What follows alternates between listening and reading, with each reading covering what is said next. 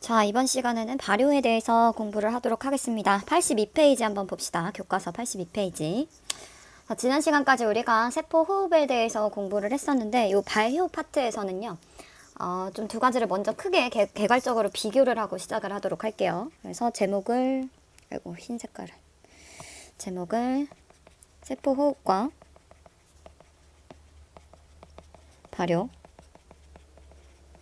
라고 시작을 해보도록 하겠습니다. 자, 일반적으로 말하는 우리가 여기서의 세포 호흡은 뭐냐면 산소 호흡을 얘기를 해. 그리고 일반적으로 말하는 발효는 무산소 호흡을 얘기를 합니다. 여러분들이 생명과학 1에서 배웠을 수도 있는데 다시 한번 정리한다고 생각하고 한번 나눠보도록 할게요. 산소 호흡이라는 것은 먼저 첫 번째로 산소 호흡이라는 것은 당연히 뭐가 필요할까? 산소가 필요한 세포 호흡이다. 왜 산소가 필요했냐면 얘네들은 산화적 인산화 단계를 거치기 때문에 산화적 인산화 단계에서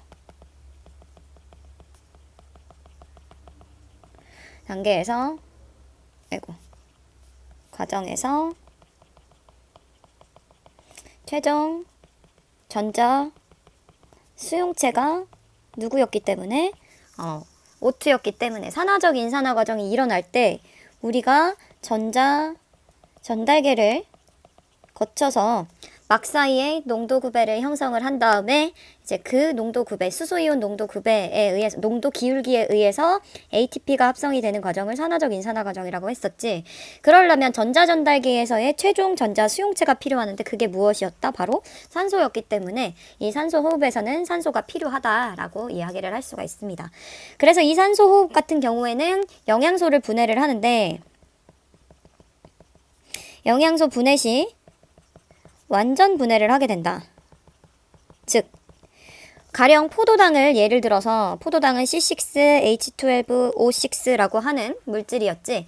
얘를 완전 분해를 하게 되면 탄소랑 수소랑 산소를 최종적으로 분해를 하게 되면 CO2와 H2O, 즉 이산화탄소와 물과 같이 완전 산화된 형태로 이렇게 분해를 시키더라라는 것이고요.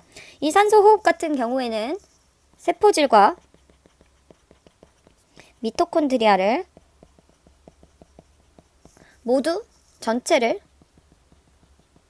거친다. 그러니까 얘네들이 일어난 장소가 세포질에서 해당 과정이 일어나고 그 다음에 TCA 회로와 산화적 인산화 요 과정은 미토콘드리아 내에서 일어난다는 거 여러분들한테 설명을 이미 했었죠. 그리고 ATP 생성량. 산소호흡에서 ATP 생성량 같은 경우에는 여러 단계를 거쳐서 다량으로 생산을 한다. 그래서 포도당 한 분자당 우리가 지난번에 ATP 몇 분자를 만든다라고 얘기했었냐면 32분자 만든다고 얘기를 했었죠. 그 계산하는 것도 이야기를 했었어. 산소호흡은 이렇게 되고요. 그럼 이제 무산소 호흡, 즉 무산소 호흡은 우리가 흔히 발효라고 부르는 무산소 호흡은 어떤지 한번 살펴볼게요. 비교를 해서 살펴볼게. 산소 호흡은 산소가 필요했다면 무산소 호흡이니까 산소가 불필요하더라. 얘네들은 영양소를 분해 시 불완전 분해를 하더라. 불완전 분해를 하게 되면 만들어지는 물질이 중간 산물이 만들어지게 되는데 그 중간 산물이 뭐냐에 따라서 우리가 알코올 발효 또는 뭐 젖산 발효 이런 것들을 나눌 수가 있어요. 그래서 알코올 발효에서 만들어지는 중간 산물은 에탄올, 그리고 젖산 발효에서 만들어지는 중간 산물은 젖산 이렇게 해가지고 중간 산물이 무엇이냐에 따라서 이제 발효의 종류가 결정이 될 수가 있어요. 네, 그 다음으로는 얘네들이 일어난 장소는 세포질에서 일어나게 됩니다. 세포질에서, 즉 해당 과정으로 여기는 이제 끝나게 된다라고 생각을 하면 되는 거예요. 그래서 이 미토콘드리아를 거친다 안 거친다. 미토콘드리아 간단하게 MT라고 쓸게요. 미토콘드리아는 거치지 않는다라는 거 기억을 해두시면 되겠고요. ATP 생성량은 해당 과정밖에 거의 거치지를 않기 때문에 굉장히 소량의 ATP, 뭐 EATP 정도밖에 만들어지지 않게 되는 것이죠. 이렇게 비교를 해서 여러분들이 정리를 하시면 될 것 같아요. 그래서 세포호흡과 발효에서 산소호흡과 무산소 호흡을 비교해서 정리해봤어요. 방금 살펴봤던 내용을 우리 그 교과서에 나와 있는 그림이랑 같이 연관시켜서 보도록 할 거야. 자, 한번 봅시다. 82페이지 밑에 부분에 가운데에 이거랑 비슷한 그림이 하나 나와 있죠. 일단 포도당이 있어요. 포도당이 우리 세포호흡에서 사용하는 가장 기본적인 호흡 기질이었지.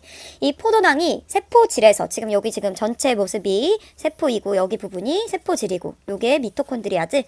그래서 세포질에서 포도당이 두 개의 피로부산으로 분해되는 해당 과정을 거치게 됩니다.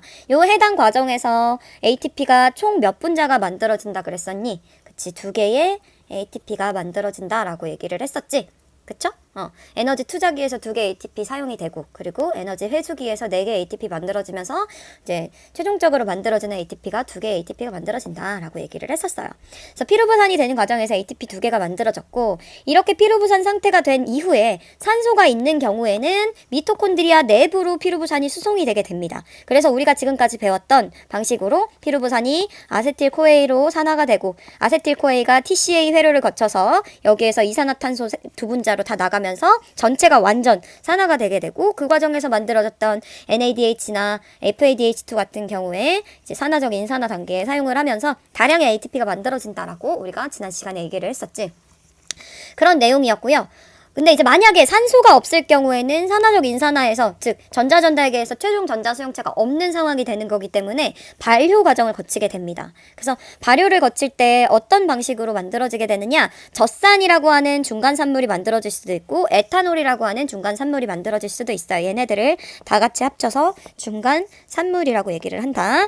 그래서 얘네들은 산소가 있을 때는 물과 이산화탄소로 완전 분해가 된다면, 이 산소가 없을 때 발효 과정에서는 젖산이나 에탄올과 같은 중간산물이 만들어지는 불완전 분해가 이루어진다라고 생각을 하면 될 것 같아요. 자, 그래서 지금 아까 정리했던 내용을 또 표로 또 정리를 해보자면, 산소호흡은 세포질과 미토콘드리아를 전체를 다 거치면서 일어나고 발효는 세포질에서만 일어나게 된다. 산소호흡 같은 경우에는 산소가 당연히 필요하겠죠. 발효에서는 불필요 하게 되겠다.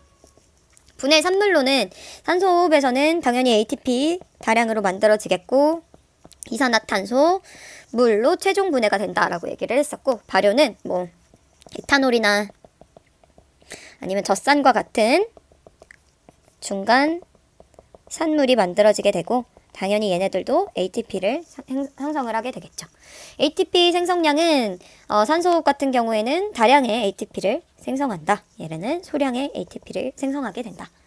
그래서 지금 양 옆에 그림이 우리 교과서 그림이 나와 있는데요. 잠깐만.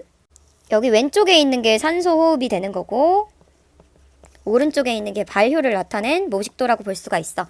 산소호흡 같은 경우에는 포도당이 가지고 있는 에너지 수준이 이만큼일 때 분해가 완전히 일어나게 돼서 분해산물인 이산화탄소랑 물이 만들어지게 되면 최종적으로 뚝뚝뚝뚝뚝 이제 끝까지 다 떨어지게 되는 거예요. 그쵸? 그러면서 그 과정에서 에너지가 단계별로 이렇게 발생이 되는 걸 볼 수가 있고요. 반면에 발효 같은 경우에는요, 포도당이 분해산물로, 이제 분해산물, 우리가 아까 말했던 이 중간산물이 에탄올이 될 수도 있고, 에탄올이 될 수도 있고, 그리고 뭐였죠? 젖산이 될 수도 있죠. 이런 중간산물이 만들어지는 걸로 분해 과정이 끝나는 거야. 그래서 요번 한 단계 내지는 2단계에서 에너지만 딱 발생을 하게 되겠고, 소량의 ATP만 만들어진다라는 거를 확인을 할 수가 있겠지. 네, 그래서 이어서 알코올 발효의 과정, 이제 우리가 두 가지를 공부를 할 건데, 책에서도 나오는 두 가지 발효를 공부를 할 건데, 그 첫 번째로 알코올 발효에 대해서 한번 이야기를 해보도록 할게요. 자, 알코올 발효가 어디에서 일어나게 되냐면, 알코올 발효는 효모에서 일어나게 됩니다. 우리가 이 친구인데요. 이렇게 생겼어요. 단세포고 진핵생물인데, 요 하나하나가 이제 효모라고 볼 수 있어요. 얘의 특성은 산소가 있을 때와 산소가 없을 때 이제 에너지를 획득하는 방식이 달라요. 산소가 있을 때는 산소 호흡을 통해서 미토콘드리아에서 이제 다 거쳐가지고 산소 호흡을 통해서 다량의 에너지를 생성을 하는 반면에, 산소가 없는 경우에는 이제 알코올 발효를 통해서 에너지를 획득하게 된다. 여기서 ATP를 얘기를 하는 거지. 에너지를 획득하게 됩니다. 그러면 이 효모에서 일어나는 알코올 발효가 어떻게 되느냐? 이제 알코올 발효라고 하는 것은 한 분자의 포도당이 두 분자의 에탄올로 분해가 되는 과정입니다. 그래서 여기서도 마찬가지로 해당 과정을 거치게 되고요. 해당 과정에서 이어서 이제 해당 과정은 우리가 공부를 했지만, 포도당이 일단 피루부산으로 피루부산 2개로 분해가 되는 과정이었지. 그래서 그 피루부산이 알데하이드라고 하는 물질로 일단 전환이 되게 되고요. 그 다음에 아세트알데히드가 에탄올로 전환이 되는 과정으로 이 과정이 끝나게 됩니다. 그래서 밑에 있는 모식도를 한번 보도록 할게요. 자, 먼저 포도당입니다. 포도당 C6H12O6 역시 탄소가 6개짜리 포도당이 해당 과정을 거치면서 두 분자의 피루부산 탄소 3개짜리의 피루부산으로 이제 쪼개지게 되는 과정에서 ATP가 만들어진다 그랬었지. 이 ATP가 생성되는 방식은 역시 기질 수준의 인산화라고 얘기를 할 수가 있어. 그래서 기질 수준의 인산화로 2개의 ATP가 만들어지게 됩니다. 그런 다음에 피루부산에서 끝이 나는 것이 아니라 피루부산에서 이산화탄소가 하나가 더 빠져나갑니다. 즉 탈탄산 반응이 일어나게 되면 두 분자의 아세트알데하이드, 즉 탄소 2개짜리의 아세트알데하이드로 일단 전환이 되게 됩니다. 아세트알데하이드로 전환이 된 다음에 이 친구가 에탄올로 뭐가 되냐면 환원이 됩니다. 환원. 자, 환원이 되기 위해서는 뭐가 필요하냐면 수소와 전자가 필요하겠지. 우리가 해당 과정에서 기질 수준의 인산화로 ATP 2개가 만들어졌고 NADH도 2개가 만들어졌었잖아요. 요거 다 기억나시죠? 여기에서 NADH를 이제 전자를 공유하는 애로 사용을 해서 이 아세트알데하이드가 에탄올로 환원이 되게 되는데, 이 환원이 될 때 제공해주는 전자는 요 NADH로부터 제공을 받게 됩니다. 그래서 NADH가 수소와 전자를 아세트알데하이드에게 전달을 해주어서 에탄올이 만들어지게 되고, 그럼 그 결과 생성되는 물질이 무엇이냐면 바로 NAD 플러스가 만들어지게 됩니다.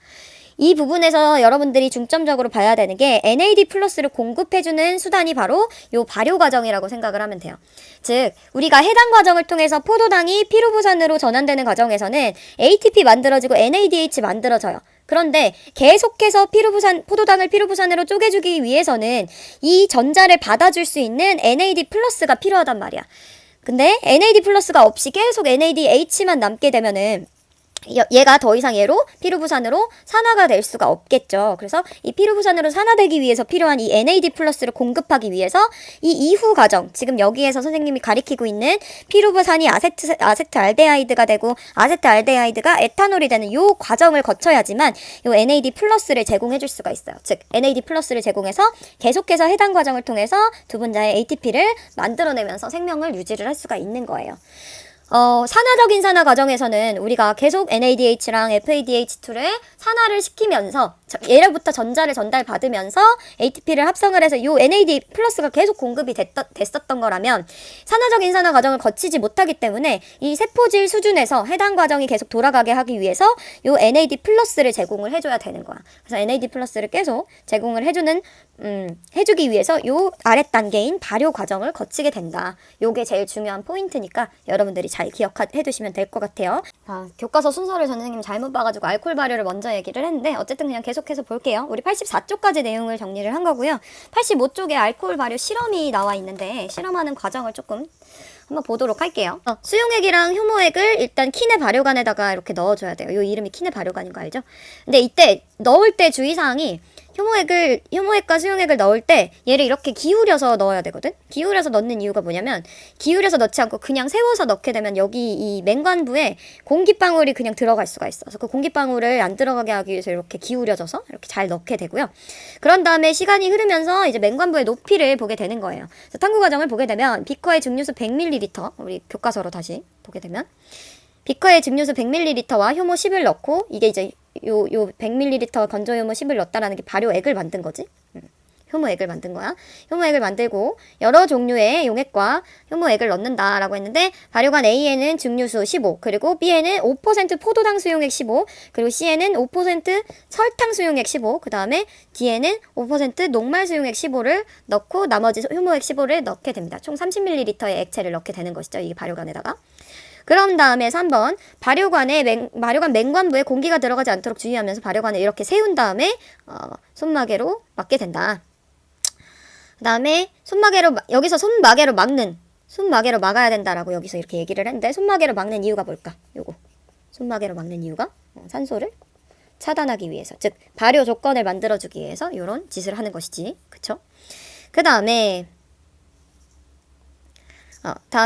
4번 과정 볼게요. 30도에서 35도씨로 맞춘 항온 수조에다가 발효관 A에서 D를 넣는다. 30도에서 35도씨에서 가장 반응이 잘 일어나기 때문이야. 반응이 잘 일어나기 때문에 이렇게 데워주면서 효모를 활성화시키는 거예요. 그런 다음에 5번 과정 20분에서 30분 후 발효관 맹관부에 모인 기체의 부피를 측정한다 라고 나와 있습니다. 요게 5번 과정이에요. 그 다음에 그러니까 여기 그림에서 요 부분에 기체의 부피를 측정을 한다라는 게 과정 5가 되는 것이고요. 그런 다음에 6번 발효관 맹관부에 기체가 충분히 모이면 스포이트로 발효관 안에 용액을 일부 뽑아낸 후 40% 수산화 칼륨 수용액을 넣는데요. 여기서 이 KOH 수용액 같은 경우는 이런 반응식을 갖고 있거든. KOH가 이산화탄소랑 반응을 해서 이산화탄소를 어떻게 보면 없애주는 역할을 하게 됩니다. 이산화탄소 기체를 흡수를 하는 아이다라고 생각을 하시면 돼요. 그래서 만약에 그 발효관에 KOH 수용액을 넣었을 때 이 맹관부의 높이가 변화가 일어나게 된다. 즉 이만큼의 높이가 있었는데 수면의 높이가 다시 위로 올라가게 된다. 이만큼으로 채워지게 된다라고 하게 되면은 KOH가 CO2를 흡수를 하니까 여기에서의 기체, 원래 있었던 기체는 무엇이었다? 이산화탄소였다라는 것을 확인하기 위해서 요걸 넣는 거지. 이게 과정 6이에요. 과정 6, 다시 과정 6을 봅시다. 이렇게 되는 거야. 변화를 관찰을 하는 것이죠. 그래서 발효관에다가 수산화 칼륨 용액을 넣는 이유가 무엇이냐라고 물어봤네. 뭘 하기 위해서야? 발효관에서 발생한 기체가 이산화탄소임을 확인하기 위해서 넣어준다라고 생각을 해주시면 되겠죠. 그래서 이제 이 결과를 이제 정리를 해보면 되는 건데요.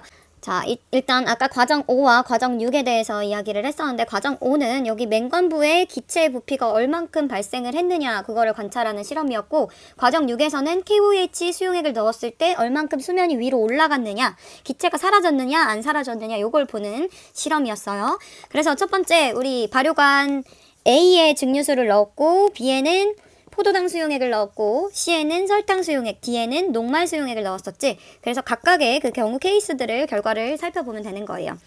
우리가 실험을 했다 치고 이 데이터를 볼 건데 A 시험관에서는 과정 5의 결과 아무런 변화가 없었대요. 즉 기체가 발생하지 않았고 과정 6에서는 역시 또 아무런 변화가 없었다. 이 얘기인 즉슨 증류수를 넣었을 때는 뭐가 없는 상황인 거냐면 증류수에는 호흡 기질이 없는 상황이라고 볼 수가 있겠지. 그래서 호흡 기질이 없기 때문에 발효 과정이 일어나지 않았다라고 생각을 하시면 되겠습니다. 그래서 아무런 변화가 일어나지 않은 거고 그 다음에 B를 보시게 되면 5% 포도당 수용액을 넣었더니 과정 5의 결과 기체가 엄청나게 많이 발생을 한 걸 볼 수가 있어요. 여기 플러스가 많을수록 기체가 많이 발생했다라고 나와 있잖아요. 그래서 되게 많은 기체가 발생을 한 거예요. 그리고 나서 KOH 수용액을 넣었더니 그 기체가 사라졌다. 이 얘기인 것은 지금 B와 C에서 둘 다 공통적인 결과가 나왔죠. 6번 과정에서 기체가 사라졌다. 요 얘기는 그 기체의 정체가 무엇이었다? 이산화탄소였다라는 거를 확인을 할 수가 있는 것이죠. 근데 지금 포도당 수용액과 설탕 수용액을 비교를 한 게 나와 있는데 자, 우리 이미 공부를 했었지만 포도당은 포도당은 뭐였니? 당류 중에서 단당류였죠, 단당류. 그리고 설탕은 이당류였어요. 설탕이 뭐랑 뭐였냐면 포도당이랑 과당. 을 합친 거였지. 그래서 이런 이당류였어요. 그래서 이당류까지를 통과를 시켰을 때 그래서 단당류인 포도당 수용액을 넣었을 때는 과정 5에서 엄청 많은 기체가 발생을 했는데 이당류인 설탕을 넣었더니 단당류보다는 조금밖에 기체가 발생을 하지 않았고 여기서 이제 5% D 시험관에서는 어떤 결과가 나왔었냐면요. 결과가 D 시험관에서는 역시 과정 5의 결과 아무런 변화가 없었고 변화도 과정 6에서도 변화가 없음이에요. 이 얘기는 우리 녹말 수용액에서 녹말이라고 하는 거는 다당류였지, 다당류. 다당류는요, 넣어준다고 해서 바로 발효가 일어나지 않고 얘가 이당류나 단당류로 전환이 되어야지만 이렇게 호흡 기질로 사용이 될 수가 있어요. 그래서 우리 교과서로 다시 돌아가서 내용을 정리를 해볼게요. 자, 결과 및 정리해서 발효관 A에서 D를 이산화탄소 발생량이 많은 것부터 순서대로 써보자. 정답은 요렇게 쓰시면 됩니다. B, C, 그리고 D랑 A랑 같다. 그러니까 B가 제일 많고 B가 아까 뭐였냐면 포도당 수용액, 그 다음에 C가 설탕 수용액, 그 다음이 녹말이랑 증류수는 같다. 즉 아무 반응이 없었다라는 거예요.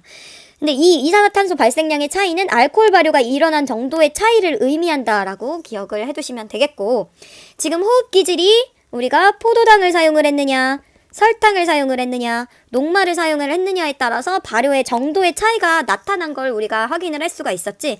왜 이렇게 발효의 정도의 차이가 나타났냐면, 자, 봅시다. 효모는, 이것도, 그게 되나?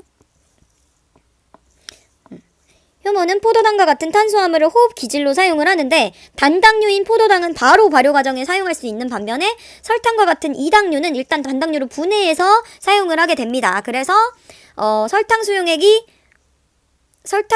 포도당 수용액이 설탕 수용액보다 더 많은 양의 이산화탄소가 발생을 하는 것을 알 수가 있고요. 그 다음에 다당류인 녹말 같은 경우에는 효모의 호흡 기질로 사용되지 않지만 효모의 종류에 따라서 그러니까 호흡 기질로 사용이 되지 않는다고 얘기를 해요. 그러니까 곧바로 사용이 되는 게 아니라 얘가 분해가 되고 이렇게 되어야지만 사용을 할 수가 있어서 녹말 같은 경우에서는 증류수와 같이 아무런 변화가 관찰이 되지 않는다. 즉 효모가 호흡 기질로 사용이 되지 않는 사용을 하는 게 무엇인지 사용을 하지 않는 것이 무엇인지 여러분들이 정리하고 넘어가시면 되겠죠. 자, 두 번째로 살펴볼 발효는 이제 다시 앞으로 교과서 앞에 83페이지로 넘어가시면 젖산 발효가 나오게 됩니다.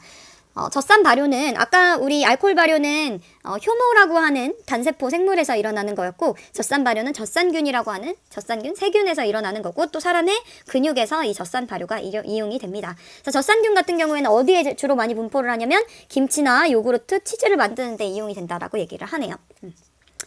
그래서 이 젖산 발효 과정은 한 분자의 포도당이 두 분자의 젖산으로 분해가 됩니다. 아까 알코올 발효에서는 한 분자의 포도당이 두 분자의 에탄올로 분해가 되는 과정이었죠.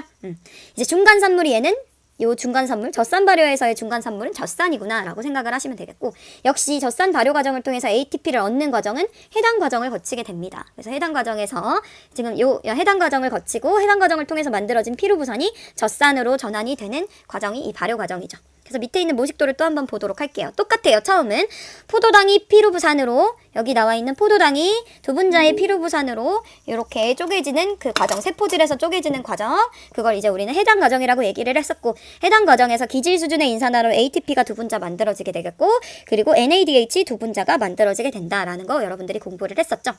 그런데 아까도 설명했다시피 해당 과정을 통해서 ATP를 공급을 하기 위해서는 포도당이 계속 피루부산으로 산화가 일어나야 되는데 포도당이 피루부산으로 산화가 일어나기 위해서 반드시 필요한 물질이 무엇이었냐면 NAD 플러스였어요. 이 NAD 플러스가 공급이 되지 않게 되면 이 피루부산으로 전환이 되지 않아서 ATP가 만들어질 수가 없어요. 그러면 얘네들은 산화적 인산화 과정을 거치지 않기 때문에 NAD 플러스를 어떻게 공급을 해주느냐. 이 젖산 발효 과정에서는 이 피루부산이 젖산으로 바로 분해가 되는 과정, 즉 젖산으로 얘가 지금 또 역시 화학식을 살펴보게 되면 피루부산은 C3H4O3인데 얘는 C3H6O3죠. 즉 H가 더 많아진 환원 상태가 된 거예요. 그래서 피루부산이 젖산으로 환원이 되기 위해서 아까 만들어 두었던 NADH를 산화를 시켜서 여기에 있는 피루부산에게 공급을 해서 젖산으로 환원을 시키는 거라고 볼 수가 있어요. 그래서 피루부산에게 NADH가 수소와 전자를 주는 과정에서 NADH는 NAD 플러스로 산화가 되게 되고 피루부산은 젖산으로 환원이 되게 된다. 그래서 NAD 플러스가 다시 해당 과정으로 공급이 되면서 이 과정이 계속해서 반복되게 된다라는 과정이 젖산 발효라고 볼 수가 있는 것이죠. 자, 그래서 이 젖산 발효 과정이 젖산균에서도 일어나지만 사람 근육에서도 이 젖산 발효 과정이 일어나게 됩니다. 언제 이런 과정이 일어나냐면요. 근육이 운동을 할 때, 격렬한 운동을 할 때, 즉 엄청 웨이트를 치거나 이런 격렬한 운동을 할 때 산소가 부족해지게 되는 그런 현상이 발생을 하게 됩니다. 그러면 이 근육 세포에서 포도당을 피루부산으로 전환이 되는 과정에서 ATP를 빠르게 공급을 하게 되고 그리고 얘가 산소가 모자란 그런 환경이기 때문에 산화적 인산화 과정으로 바로 넘어가지 않고 젖산 발효를 통해서 빠르게 이렇게 ATP를 공급을 해주게 됩니다. 그럼 그 결과 계속 우리 근육 속에 젖산이 축적이 될 수밖에 없겠죠. 그래서 이 젖산에서 발생하는 수소 때문에 우리 근육통이 발생을 하게 되는 거예요. 그러면 이 근육통을 해결을 해주기 위해서 이 젖산을 없애주기 위해서는 뭐를 공급을 해주면 되냐면 산소를 공급을 해주면 되는 거예요. 그래서 우리가 보통 운동을 할 때 너무 격렬한 운동으로 인해서 근육이 다치지 않게 하기 위해서 맨 처음에 이제 유산소를 좀 띄고 시작을 하잖아요. 준비 운동 그리고 또 마무리 운동 이런 걸 하는 것이 유산소 운동을 하는 것이 바로 이 젖산 발효로 인해서 발생하는 그 근육의 통증을 감소시키기 위해서 필요한 거라고 생각을 해주시면 되겠죠. 그래서 이렇게 우리 근육에서도 젖산 발효 과정이 일어나는구나 라는 것을 살펴보았습니다. 자, 그러면 지금까지 살펴봤던 산소 호흡과 발효 과정을 이제 한눈에 우리가 정리할 수 있는 표를 한번 살펴보도록 할게요. 자, 산소호흡부터 한번 살펴보도록 합시다. 산소호흡에서 해당 과정 당연히 일어나죠. 기질 수준의 인산화로 ATP가 두 분자 합성되는 거 여기서도 일어나요. 그리고 이산화탄소 생성됩니다. 자, 이산화탄소가 생성되는 과정은 우리 언제 발생을 했었냐면 피루부산이 산화되는 과정에서 아세틸코에이가 되면서 이산화탄소 하나가 떨어져 나갔고, 그리고 그 아세틸코에이가 TCA 회로에서 완전 산화되는 과정에서 두 분자의 이산화탄소가 또 생성이 됐었죠. 그래서 이산화탄소 생성이 됐었고요. 그 다음에 최종 전자 수용체로는 전자전달계에서 전자를 받아주는 최종 전자 수용체가 산소였죠. 산화적 인산화 과정에서. 그리고 이 산화적 인산화 과정을 거치게 되면 포도당 한 분자당 ATP가 합성되는 양이 최대 32분자가 만들어지게 된다라고 다 이야기를 지난 시간에 했던 내용이었어요. 그 다음에 이제 발효를 우리가 정리를 하자면, 발효에는 중간산물이 알코올이 만들어지느냐 젖산이 만들어지느냐에 따라서 알코올 발효, 젖산 발효가 있다라고 얘기를 했었죠. 알코올 발효에서 그리고 또 젖산 발효에서 둘 다 모두 해당 과정은 다 일어나게 된다라고 얘기를 했었죠. 세포질에서. 그런 다음에 해당 과정을 통해, 이 발효에서는 해당 과정을 통해서만 ATP가 만들어지기 때문에 이 해당 과정을 계속 돌려주기 위해서는 NAD 플러스를 계속 공급을 해줘야 돼요. 근데 NAD 플러스를 공급을 해주기 위해서 전자를 수용해주는 애들이 필요하다라고 얘기를 했었는데, 그래서 그거를 이제 최종 전자 수용체라고 보는 것이죠. 그래서 알코올 발효에서는 아세트알데하이드에서 최종 전자를 수용을 해줍니다. 다시 한번 이 얘기가 무슨 얘기인지 잘 이해가 안 가면 아까 그 모식도를 보면 되겠지. 만들어진 피루부산으로부터 아세트알데하이드가 만들어지죠. 이산화탄소가 발생을 하면서. 그러면서 아세트알데하이드가 에탄올이 되는 과정에서 NAD 플러스가 만들어진다. 즉 NADH로부터 수소와 전자를 받아서 에탄올이 만들어지는 것이므로 전자 수용체가 무엇이냐라고 물어봤을 때 아세트알데하이드다라고 대답을 해주면 되겠죠. 다시 표로 돌아갈게요. 그래서 알코올 발효에서 최종 전자 수용체는 아세트알데하이드였고요. 젖산 발효에서는 다시 모식도로 가볼게요. 젖산 발효에서는 피루부산이 젖산이 되는 과정에서 이 NAD 플러스가 재생이 되는 것이었지. 그러니까 피루부산이 NADH로부터 제공받은 전자를 수용을 하는 전자 수용체라고 볼 수가 있겠죠. 그래서 젖산 발효에서의 최종 전자 수용체는 피루부산이구나. 그래서 발효 과정에서는 최종 전자 수용체가 산소가 아니라 다른 물질들이 받음으로 산소가 필요가 없다, 무산소 호흡이다 라고 얘기를 했던 거였어요. 그리고 이산화탄소가 생성이 되느냐, 아까 산소 호흡에선 생성이 됐었고요. 알코올 발효에서는 피루부산이 아세트알데하이드가 되는 과정에서 이산화탄소가 발생을 했었죠. 그죠? 그래서 이산화탄소가 생성이 됐는데, 젖산 발효에서는 탈탄산 반응 없이 그냥 피루부산이 전자를 받아서 젖산이 만들어지는, 피루부산도 C3짜리, 젖산도 C3짜리였죠. 그렇게 된다라고 생각을 해주시면 되겠죠. 그래서 이산화탄소는 알코올 발효에서는 생성이 되지만 젖산 발효에서는 생성이 되지 않는다. 마지막으로 포도당 한 분자당 ATP 합성량, 알코올 발효든 젖산 발효든 해당 과정에서만 ATP가 합성이 되므로 두 개의 ATP밖에 만들어지지 못한다라는 걸 여러분들이 확인을 할 수가 있습니다. 자, 이제 마지막으로 여러분들이 하나의 발효만 더 살펴보도록 할 건데, 84페이지를 한번 보세요. 84페이지에 자료실에 식초를 만들 때 이용되는 아세트산 발효라고 나와 있거든요. 그래서 아세트산 발효에 대해서만 교과서에 나와 있으니까 간단하게만 살펴보도록 할게요. 이거는 다 판서를 해드리도록 할게요. 자, 아세트산 발효는 누구에 의해서 발생하는 발효이냐면 아세트산균. 아세트산균에 의해서 나타나는 발효 과정이에요. 그런데 지금까지 살펴봤던 발효는 다 무산소 호흡이었었는데요. 이 아세트산 발효는 특이하게 산소가 관여를 하는 발효예요. 그래서 얘를 산화 발효라고도 얘기를 합니다. 발효는 발효인데 산소가 관여하는 발효라고 볼 수가 있어요. 산화 발효. 그래서 어떻게 다르냐? 일단 처음 물질이 뭐부터 시작하냐면요. 아세트산 발효는요. 이제 여러분들이 뭐 술을 지금 먹지는 않지만 집에 포도주 같은 거를 오랫동안 놔두게 되고, 그러니까 와인 같은 거를 오랫동안 놔두고 나중에 먹어보려고 했을 때 엄청 시큼한 맛이 나거든. 막 식초 먹은 것처럼. 그래서 그 술에서부터 시작이 되는 거예요. 그래서 에탄올이 시작 물질입니다. 에탄올의 화학식 여러분 알아두세요. C2H5OH. C2H5OH가 에탄올의 화학식입니다. 이 에탄올이요. 아세트알데하이드. 아까 우리가 알코올 발효에서, 하이트가 아니라 하이드. 알코올 발효에서 등장했던 친구들인데요. 아세트알데하이드로 CH CH3CHO라고 하는 아세트알데하이드로 산화가 됩니다. 산화. 자, 산화가 되기 위해서는 여기에서 전자와 수소를 받아줄 수 있는 친구가 필요한데요. 이거는 여기에서 전자를 받아줄 수 있는 애가 누구였냐면 NADP 플러스라고 하는 이 NADP 플러스라고 하는 처음 들어보는 이 조효소가 있었어요. NAD 플러스랑 거의 비슷한 애긴 해요. NAD 플러스가 이 에탄올로부터 나오는 전자와 수소를 일단 받아주게 됩니다. 그러면서 얘가 NADPH로 이렇게 만들어지게 됩니다. 그래서 아세트알데하이드로 일단 1차적으로 산화가 되고요. 산화된 아세트알데하이드에 물이 가해지게 되겠고, 물이 가해지고 또 이 과정에서 전자와 수소가 NADP 플러스에게 전달이 되면서 한 분자의 NADPH가 또 만들어지게 되면서 어떤 물질이 만들어지냐면요. 바로 아세트산이 만들어지게 됩니다. 아세트산이 만들어져요. 여기서 아세트산의 화학식은 CH3COOH 이렇게 됩니다. 즉, 요거는 지금 요 과정은 에탄올이 아세트알데하이드로 산화가 되고 또 아세트알데하이드가 아세트산으로 또 산화가 되게 되는 거예요. 산화가 되게 되는 과정이에요. 근데 요 과정에서 NADP 플러스가 전자를 받으면서 NADPH와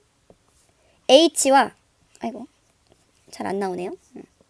NADPH 두 분자가 만들어지게 되는데 요게 산화적 인산화 과정으로 즉 전자 전달계로 전달이 되면서 전자 전달계에서의 최종 전자 수용체는 누구였죠? 산소였지. 산소가 얘네로부터 공급받은 두 분자의 전자를 공급을 받아서 얘가 물을 만들면서 이 과정에서 ATP가 합성이 되게 됩니다. 그래서 ATP가 합성되는 과정이 이제 기존의 산소 호흡이랑은 조금 다르기는 하지만 어쨌든 산화적 인산화 과정을 거치면서 산소를 이용하는 반응이기 때문에 이 발효 과정을 산화 발효라고 얘기를 해주는 거예요. 그래서 우리 자료실로 넘어가면 교과서에 나와 있는 자료실로 다시 넘어가면 막걸리나 포도주에 들어있는 병의 뚜껑을 열어두면 며칠 뒤에 맛이 시큼해지게 된다. 이는 아세트산균이 막걸리나 포도주에 들어있는 에탄올을 아세트산으로 변하게 했기 때문이다. 이와 같은 과정을 아세트산 발효라고 하며 식초를 만들 때 이용이 된다라고 나와 있습니다. 그래서 식초가 만들어지는 그 발효 과정도 발효라고 얘기를 하는데 얘는 특이하게 에탄올이 아세트산이 되는 과정에서 ATP가 만들어질 때 산소가 관여를 한다라고 해서 산화 발효라고 얘기를 합니다. 그래서 젖산 발효나 알코올 발효와는 달리 산소를 이용하며 에너지 생성 과정에서 포도당 대신에 에탄올이 사용된다라는 부분이 좀 특이한 부분이어서 좀 같이 정리를 하고 넘어가면 좋을 것 같아요. 이렇게 됩니다. 그래서 다른 발효에 비해서 산소가 사용이 된다. 그리고 시작 물질이 포도당이 아니라 에탄올이다라는 거 여러분들이 기억을 하시면 되겠고, 여기서 이건 이제 재미있는 생물 이야기. 자, 에탄올, 술이죠, 술. 여러분들도 이제 20대가 되게 되면은 알코올을 섭취를 할 텐데 술을 먹게 되면 다음날 막 숙취가 발생을 하잖아. 지금 아는 친구들은 문제가 있는 거예요. 그래서 술을 먹게 되면은 숙취가 발생을 하게 되는데 그 숙취의 원인이 뭐냐면 바로 요 아세트알데하이드예요. 그래서 술을 우리가 먹고 나면 우리 몸에서 이 술 에탄올이 아세트알데하이드로 산화가 일어나게 됩니다. 그래서 다음날 아침에 산화가 이제 완전히 아세트산으로 산화가 되면 좋은데 이렇게 아세트알데하이드로 산화가 돼서 요 물질이 축적하게 되면 머릿속에 들어가게 되면은 머리가 깨질 듯이 아파지는 그런 숙취 현상이 일어나는 주범이라고 볼 수가 있어요. 그래서 술 먹고 난 다음날 물이 관여를 하거든요. 아세트산으로 이렇게 산화가 되는 과정에서 물을 많이 마시라는 이유가 바로 요 산화가 좀 더 빨리 일어나게 해서 이 아세트알데하이드를 없애주기 위해서 요 물을 많이 먹으라고 하는 이유가 바로 이런 이야기예요. 그래서 이제 생활 속에서 볼 수 있는 재미있는 생물 이야기까지 우리가 살펴볼 수 있었어요.